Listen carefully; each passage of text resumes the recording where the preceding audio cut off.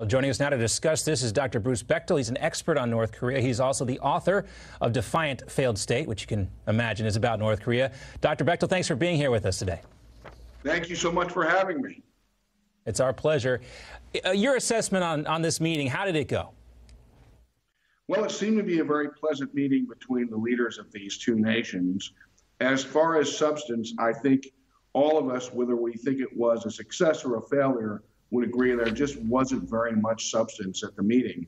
In fact, the two basic things that came out of the written agreement were merely that North Korea, of course, agreed to denuclearize, or they agreed to a denuclearized peninsula. And the United States came up with the surprise concession of stopping what was called war games on the Korean Peninsula. Other than that, there's a whole lot of things that have to be worked out. So if you're a pundit on the left, you're probably saying, well, they didn't accomplish anything and this is an abject failure. Well, I mean, there's plenty of meetings coming up.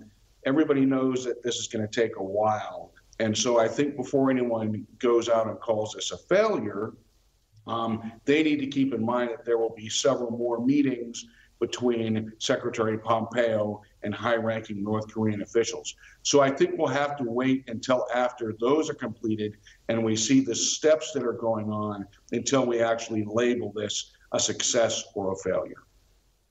Now, looking towards the future, there are talks of more discussions, perhaps even having Kim come to the White House for one of those meetings. Do you think that would be appropriate?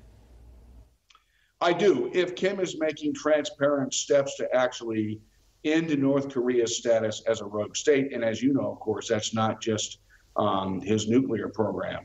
I would also think that it's very important, and this was not discussed in any of the press conference that President Trump gave afterwards. It's very important to ensure that the United States keeps up the pressure, the economic pressure on North Korea.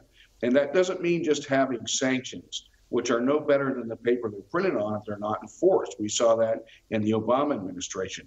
That means new sanctions have to continually be imposed as we see new banks that are laundering North Korean money, new front companies for North Korea, and are able to interdict new shipments when we find them in North Korea going into places like Syria and countries in Africa.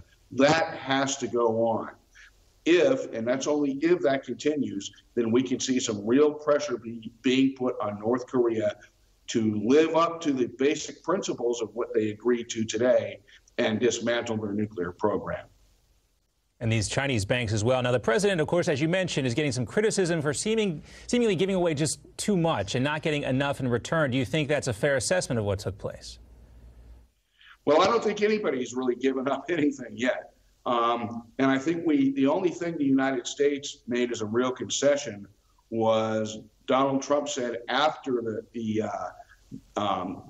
actual time he spent with Mr. Kim that we were going to be ceasing our war games on the peninsula. We may see that walked back a bit. I mean, I'm a veteran. Many of your followers are veterans. We all know you simply cannot have troops stationed anywhere and not train them. So what he called war games may be changed to something else like field exercises or tabletop drills. But hopefully that doesn't mean that we're going to stop training to maintain the readiness of the troops that are there to defend our friends, the South Koreans.